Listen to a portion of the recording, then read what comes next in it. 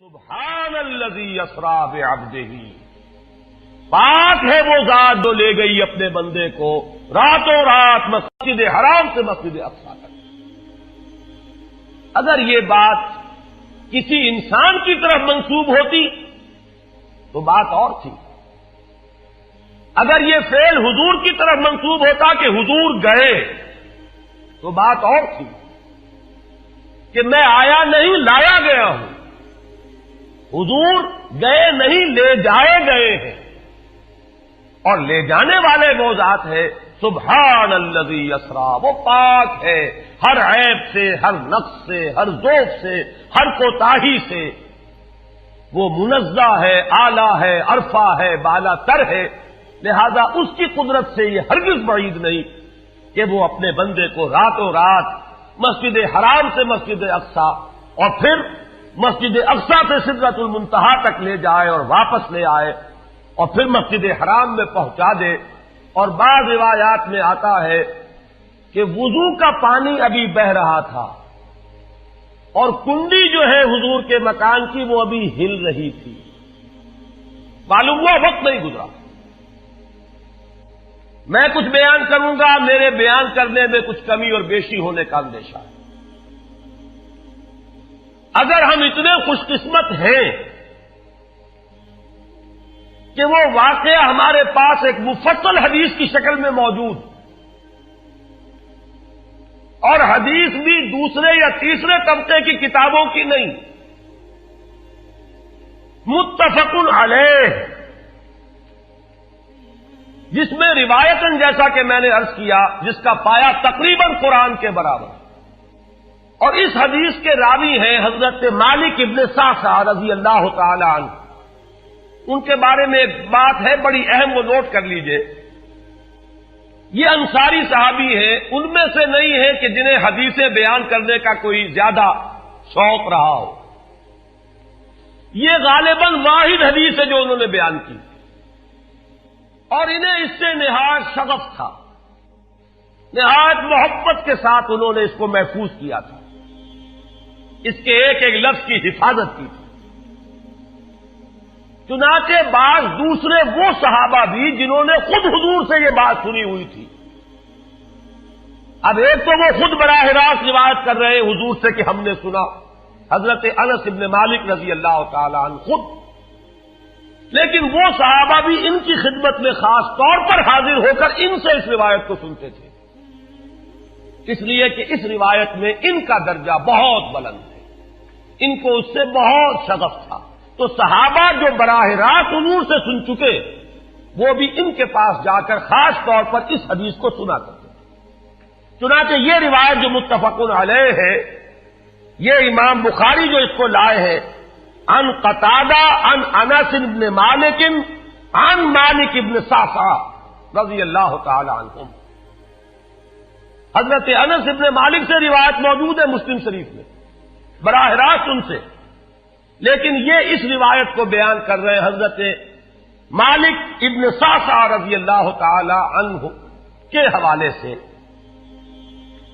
روایت کیا ہے؟ ان النبی صلی اللہ علیہ وسلم حدثہم عن لیلۃ اسری بہ۔ اب دیکھیے یہ مرفوع حدیث ہو گئی، حضرت صعصعہ بیان فرما رہے ہیں کہ نبی اکرم صلی اللہ علیہ وسلم نے خود ہمیں سنایا، وہ حالات و واقعات سنائے جو اس رات کو پیش آئے جس رات کے انہیں لے جایا گیا۔ قال بینما انا فی الحطیم وربما قال فی الفجر، حضور فرماتے ہیں کہ میں اسی اثنا میں کہ میں حتیم میں تھا، اور ایک دوسری روایت میں الفاظ حجر آئے ہیں وہ بھی کہتے ہیں اسی حصے کو، مضطجعا میں لیٹا ہوا تھا، اذ اتانی آتن کہ اچانک میرے پاس ایک آنے والا آیا۔ یہ آنے والے کون ہیں؟ حضرت جبرائیل، یہ بعد میں واضح ہو جائے گا۔ فَاشْتَقَّ مَا بَيْنَ هَٰذِهِ إِلَىٰ هَٰذِهِ، حضور نے اشارہ فرمایا، اس نے یہاں سے یہاں تک میرا سینہ چاک کیا، یعنی من طفرت نہرہ ہی الی شعرتہ ہی، یہ جو گڑھا ہے حلق کا گڑھا، یہاں سے لے کر تیرے ناک تک سینہ چاک کیا، فاستخرج قلبی، اور میرا دل نکالا، ثم اعطیت بطست من ذهب مملوء ایمانا فغسل قلبی، پھر ایک تشت لایا گیا سنہری جو ایمان سے مملوء تھا، بھرا ہوا تھا، تو پھر اس کے ذریعے سے میرے اس قلب کو، سینے کو دھویا گیا، ثم غسل ثم اعید وفی روایت، اس کے بعد اس کو لوٹا دیا گیا اور پھر وہ زخم بھی سی دیا گیا۔ ایک روایت میں آتا ہے ثم غسل البطن بماء زمزم ثم ملئ ایمانا وحکمتا، اسی طریقے سے پورے پیٹ کو بھی صاف کیا گیا مائے زمزم سے، اور اس میں بھی ایمان اور حکمت بھر دیے گئے۔ ثم اعطیت بدابۃ، پھر میرے پاس ایک چوپایا لایا گیا، دون البغل فوق الحمار، جو بغل یعنی خچر سے تو کچھ چھوٹا تھا، اور حمار یعنی گدھے سے کچھ بڑا تھا، اب یہ سفید تھا، یقال له البراق، جس کا نام براق ہے، وَيَضَعُ خَطْوَهُ عِنْدَ أَقْصَى طَرْفِهِ، اور اس کا ہر قدم اس کی حد نگاہ پر جا کر پڑتا تھا۔ فَعِلْتُ عَلَيْهِ، میں اس پر سوار ہوا، فَانْطَلَقَ بِي جبرائیل، اب یہاں نام آ گیا، وہ آنے والے کون تھے؟ پھر چلے میرے ساتھ حضرت جبرائیل، حتی اتی السماء الدنیا، یہاں تک کہ وہ آسمان دنیا تک پہنچ گئے، جو پہلا آسمان۔ اب یہاں دیکھیے وہ روایت میں جو زمینی سفر کا درمیانی حصہ ہے وہ رہ گیا، دوسری روایات سے ہم اس کو جوڑ کر جمع کریں کہ پہلا زمینی سفر ہے، مسجد اقصیٰ تک پہنچے ہیں، وہاں جا کر روایت میں آتا ہے میں نے وہی اپنے اس خچر کو باندھا، براق کو، جہاں انبیاء باندھا کرتے تھے، اور پھر وہاں میں نے نماز ادا کی، بہت سے لوگ جمع ہوئے، میں منتظر تھا کہ کون نماز پڑھائے گا، کہ جبرائیل نے میرا ہاتھ پکڑ کر مجھے آگے کیا، میں نے نماز پڑھائی، اور پھر جبرائیل نے مجھے بتایا کہ یہ تمام انبیاء تھے جو اس دنیا میں مبعوث ہوئے ہیں، اور آج آپ نے ان سب کی امامت کی۔ یہاں سے پھر شروع ہوا ہے وہ دوسرا سفر، لیکن جب پہلے آسمان تک پہنچے، فاستفتح، انہوں نے دستک دی، کھلوانا چاہا، قیل من ھذا، پوچھا گیا کون ہے؟ قال جبرائیل، انہوں نے جواب دیا جبرائیل۔ قیل ومن معک، پوچھا گیا کہ آپ کے ساتھ کون ہے؟ دیکھیے یہاں ذہن میں رکھیے گا، اس امکان کو کوئی شخص مسترد نہیں کر سکتا کہ ان ملائکہ کے علم میں ہو، لیکن پھر بھی پوچھ رہے ہیں، قانون قانون ہے، دروازے پر دستک دینی ہوگی، آئیڈینٹی ڈسکلوز کرنی ہوگی، چاہے علم میں ہو۔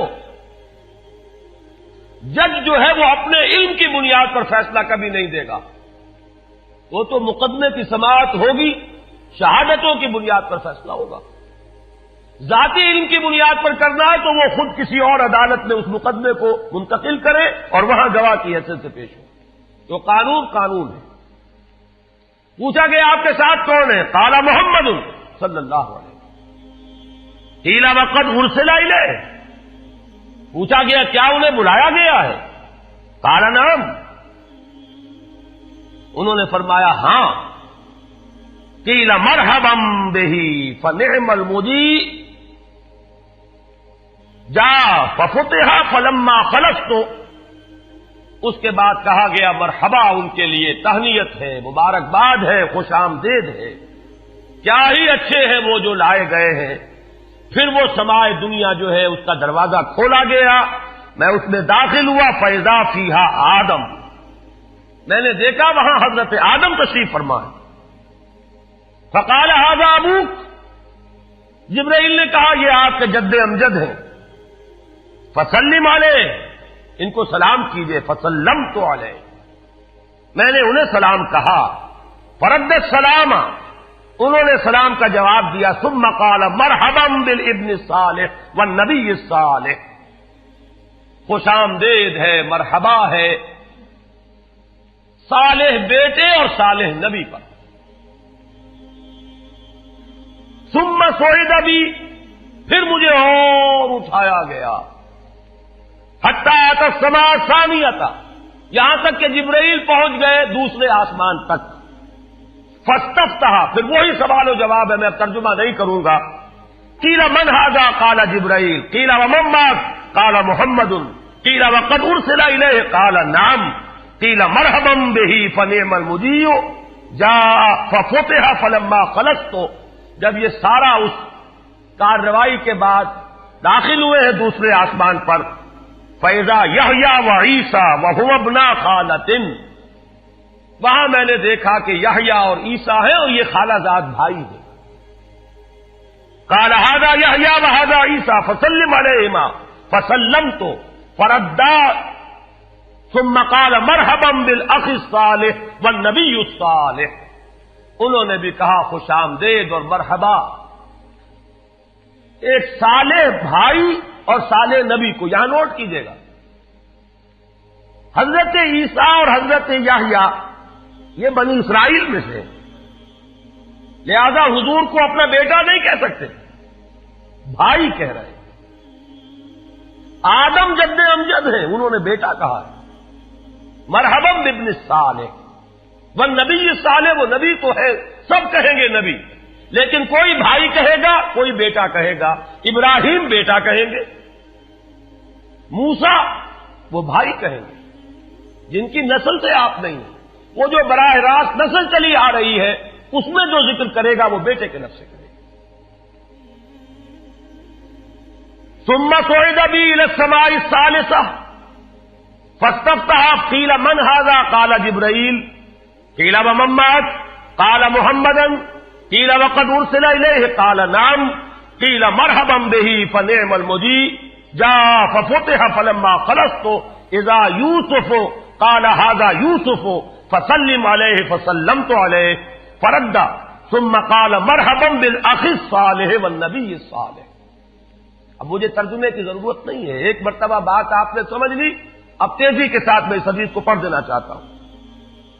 ثم صعد بی، پھر مجھے اور بلندی پر لے جایا گیا، حتی اتی السماء الرابعۃ فاستفتح، قیل من ھذا، قال جبرائیل، قیل ومن معک، قال محمد، قیل وقد ارسل الیہ، قال نعم، قیل مرحبا بہ فنعم المجیء جاء ففتح فلما خلصت فاذا ادریس فقال ھذا ادریس فسلم علیہ فسلمت علیہ فرد ثم قال مرحبا بالاخ الصالح والنبی الصالح۔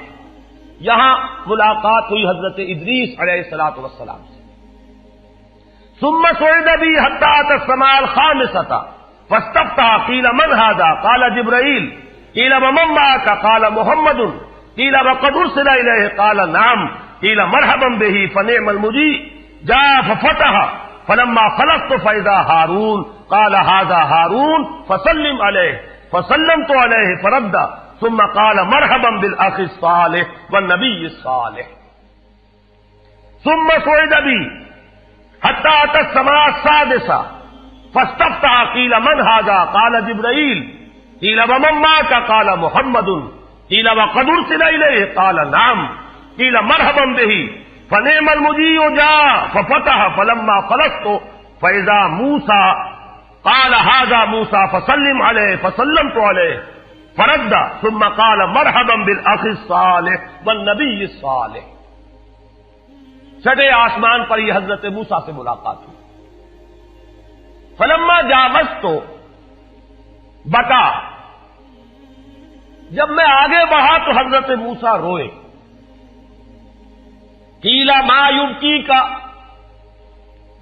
ان سے پوچھا گیا کہ آپ کو کیا چیز رلا رہی ہے؟ قال ابکی لأن غلاما بعث بعدی، کہ مجھے اس بات پر رونا آ رہا ہے یہ نوجوان محمد صلی اللہ علیہ وسلم، یہ میرے بہت بعد ان کی بعثت ہوئی ہے.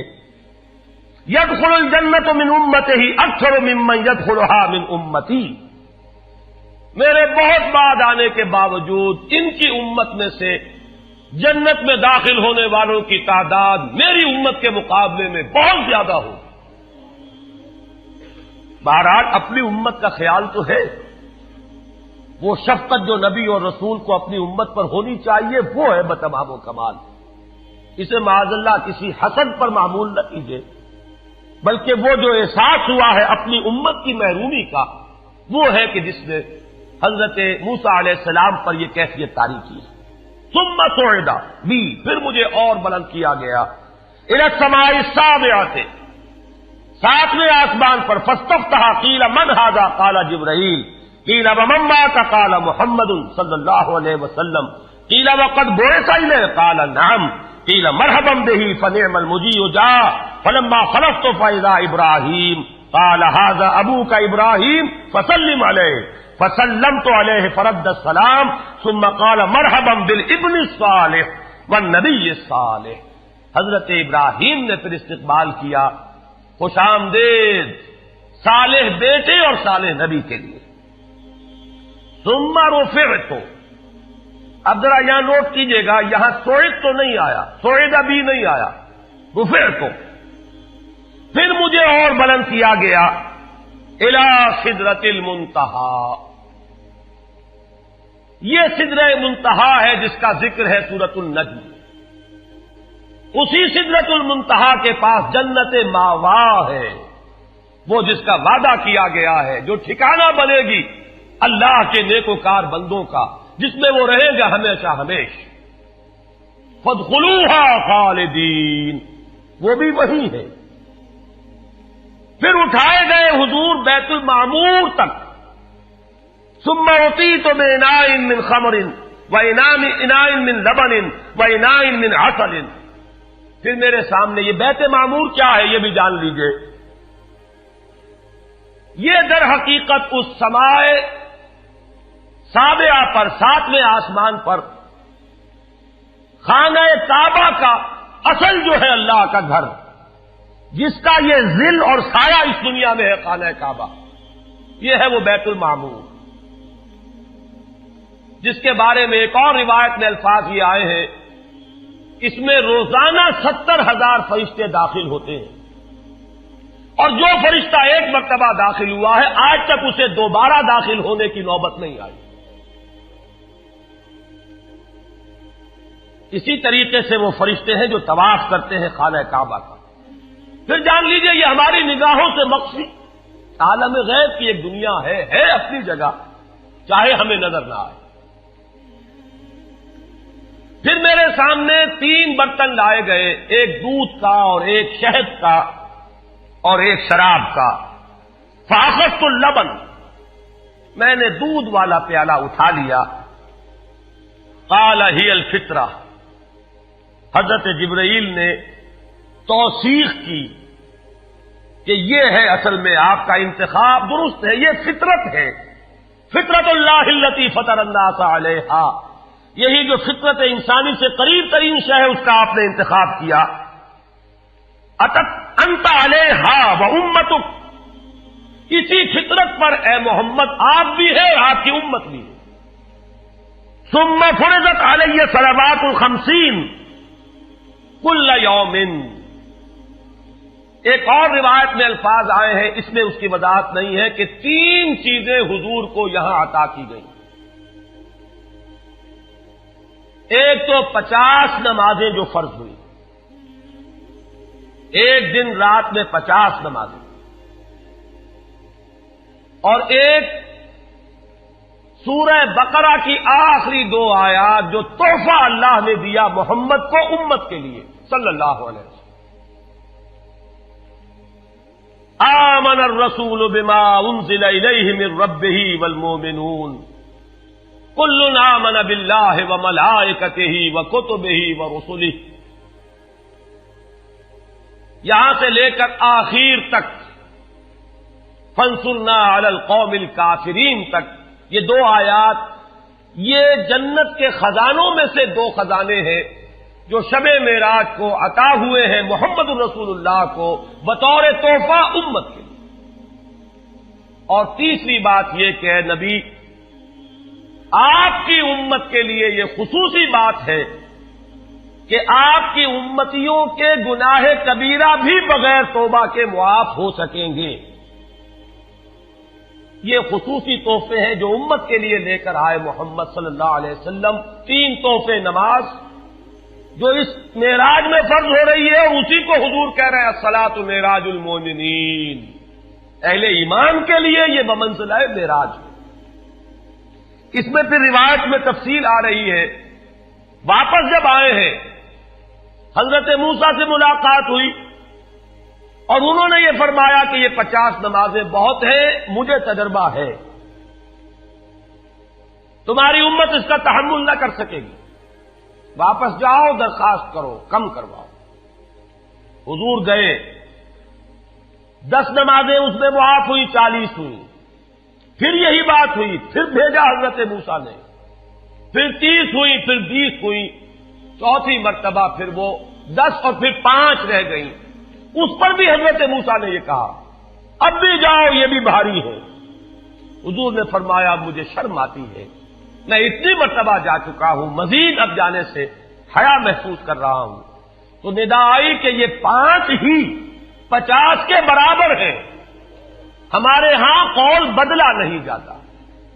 یہ 5 جو ہے در حقیقت یہ قائم مقام ہے ان 50 کے کہ جو اولا ہم نے فرض کی تھی. یہ 50 ہی شمار ہوں گی اگر ان کا انسان ان پر مداومت اختیار کر لے. میں آخری جملہ آپ کو اس کا سنا دیتا ہوں. فَأُمِرْتُ بِخَمْسِ صَلَوَاتٍ كُلَّ يَوْمٍ فَرَجَعْتُ إِلَى مُوسَىٰ فَقَالَ بِمَا أُمِرْتُ بِخَمْسِ صَلَوَاتٍ كُلَّ يَوْمٍ قَالَ إِنَّ أُمَّتَكَ لَا تَسْتَطِيعُ 5 صَلَوَاتٍ كُلَّ يَوْمٍ وَإِنِّي قَدْ جَرَّبْتُ النَّاسَ قَبْلَكَ وَعَالَجْتُ بَنِي إِسْرَائِيلَ أَشَدَّ الْمُعَالَجَةِ. میں نے بنی اسرائیل کا حتی الامکان معالجہ کیا, ان کے حالات کو درست کرنے کی کوشش کی, لیکن مجھے تجربہ ہے یہ 5 بھی نہیں جھیلی جائیں گی. فَارْجِعْ إِلَىٰ رَبِّكَ فَاسْأَلْهُ التَّخْفِيفَ, مزید تخفیف چاہیے لِأُمَّتِكَ. قَالَ سَأَلْتُ رَبِّي حَتَّىٰ اسْتَحْيَيْتُ وَلَٰكِنِّي أَرْضَىٰ وَأُسِلُّمُ. قَالَ فَلَمَّا جَاوَزْتُ نَادَىٰ مُنَادٍ ابزیت فریضتی وخففت عن عبادی. متفق علیہ. مجھے ندا آئی کہ میں نے اپنے بندوں پر تخفیف کی. اس میں وہ ذکر نہیں ہے, دوسری روایت میں ہے کہ ساتھ ہی وضاحت ہو گئی کہ یہ 5 نمازیں بھی 50 کے برابر ہے. میری بات نہیں بدلی گئی ہے, وہ در حقیقت میں نے اسی 50 کا رتبہ جو ہے ان 5 کو عطا فرما دیا. یہ روایت ہے جو متفق علیہ ہے. روایات کثیر, جنت اور دوزخ کے جو مشاہدات کرائے گئے وہ بہت تفصیل سے دوسری روایات میں, لیکن کسی اور روایت کا استناد کے اعتبار سے, اسناد کے اعتبار سے وہ درجہ نہیں ہے جو اس روایت کا ہے. باقی میں نے مسلم شریف کی روایات میں سے اور تفاصیل آپ کو سنائی ہے. یہ ہے واقعہ. پھر حضور واپس آئے ہیں, وہیں بیت المسجد اقصی میں آئے ہیں, پھر واپس تشریف لائے ہیں, اور اس کا میں بیان کر چکا ہوں دوسری روایات میں کہ وقت بالکل نہیں گزرا, کہیں روک دیا گیا ہے, پوری کائنات کو کہیں تھام دیا گیا. یہ بات تو وہ ہے جو آج سے پہلے بھی سمجھ میں آ سکتی تھی کہ شاید کسی ایک جگہ پر پوری کائنات کو روک دیا گیا. وقت بالکل نہیں گزرا کسی کے لیے, لیکن جیسا کہ میں نے عرض کیا اس وقت تو یہ بھی سمجھ میں آتا ہے کہ سب کے لیے وقت گزر رہا ہو اور صرف محمد الرسول اللہ کے لیے نہ گزرے صلی اللہ علیہ وسلم. آج یہ بات بھی سمجھ میں آ سکتی ہے, لیکن یہ ہے کہ قرین قیاس وہی پہلی بات ہے. کہ اس میں پورے اس وقت کے لیے وقت کی رفتار کو روک دیا گیا ہو. وہ مسئلہ یاد آ گیا کہ آگے بڑھو یا وقت کی رفتار روک دو. تو یہ وقت کی رفتار ہے جو محمد الرسول اللہ صلی اللہ علیہ وسلم کے لیے روک دی گئی. اس کے بعد جو ہنگامہ ہونا چاہیے تھا وہ ہوا. صبح جب حضور نے فرمایا کہ یہ میرے ساتھ واقعہ پیش آیا ہے تو جو رد عمل ہونا چاہیے تھا وہ ہوا ہے. یہاں تک بھی ہوا ہے کہ بہت سے مومنین صادقین متزلزل ہو گئے. مشرکین نے کفار نے بغلیں بجائی کہ اب ہمیں موقع مل گیا. معلوم ہوتا ہے ابھی تک تو شک ہی کی بات تھی کہ ان کو کچھ خلل دماغی کا عارضہ ہے. اب تو ثابت ہو گیا, کسی شک کو شبے کی گنجائش نہیں. چنانچہ اب آپ اس کا اندازہ کیجئے, یہ واقعہ مکے میں بیٹھ کر بیان کیا جا رہا ہے. امتحان لیے گئے ہیں. اچھا اگر گئے تھے تو بتاؤ مسجد اقصی کے ستون کتنے ہیں, وہاں کی کھڑکیاں کیسی ہیں. حضور فرماتے ہیں, ایک حدیث موجود ہے کہ میں گھبرا گیا, اس لیے کہ کس کو یاد رہتا ہے. مسجد اقصی میں جا کر حضور ستون تو نہیں گن رہے تھے, لیکن یہ کہ جب پوچھا جا رہا ہے تو مجمع میں تو ہو سکتا ہے کہ تالی پٹ جائے کہ اچانک اللہ تعالی نے میرے سامنے مسجد اقصی کو کر دیا. اب میں دیکھ کر بتا رہا ہوں اور لوگ دنگ ہو رہے ہیں. اب دیکھیے وہ مشاہدہ جو میں نے عرض کیا تھا, مشاہدات بے شمار ہیں. جنت سامنے لے آئی جاتی ہے اور آگ سامنے لے آئی جاتی ہے, جہنم سامنے لے آئی جاتی ہے, مسجد اقصی سامنے لے آئی گئی ہے, جن میں سے ہر سوال کا جواب حضور نے مشاہدے سے دیا. اسی ضمن میں وہ واقعہ آتا ہے کہ حضرت ابو بکر کے پاس گئے لوگ دوڑے دوڑے. وہ یہ سمجھتے تھے کہ اگر یہ پالا ہم مار لیں تو پھر ہماری جیت ہے. ابو بکر کو اگر ہم متزلزل کر دیں تو پھر گویا کہ ہمارے لیے کوئی اور پرابلم نہ رہے گا. روایت میں آتا ہے حضرت ابو بکر نے بھی سن کر ایک دفعہ جھرجھری لی ہے, لیکن صرف ایک سوال کیا, کیا واقعی وہ یہ فرما رہے ہیں؟ لوگوں نے خوش ہو کر کہا, تالیاں بجائے, ہاں ہاں کہہ رہے ہیں, چلو ہم لے چلتے ہیں. انہوں نے سمجھا کہ ہمارا وار جو ہے کارگر ہوا ہے, واقعی کو تزلزل ہے. لیکن اگلا جواب ابو بکر کا یہ تھا, اگر وہ کہہ رہے ہیں تو 100% درست کہہ رہے ہیں. میں روزانہ یہ مانتا ہوں کہ فرشتہ آسمان سے ان کے پاس آتا ہے, تو اگر ایک مرتبہ انہیں آسمان پر لے جایا گیا تو یہ کون سی بڑی ہے. یہ ہے وہ دن کہ جس کے بعد صدیق اکبر شمار ہوئے ہیں ابو بکر صدیق.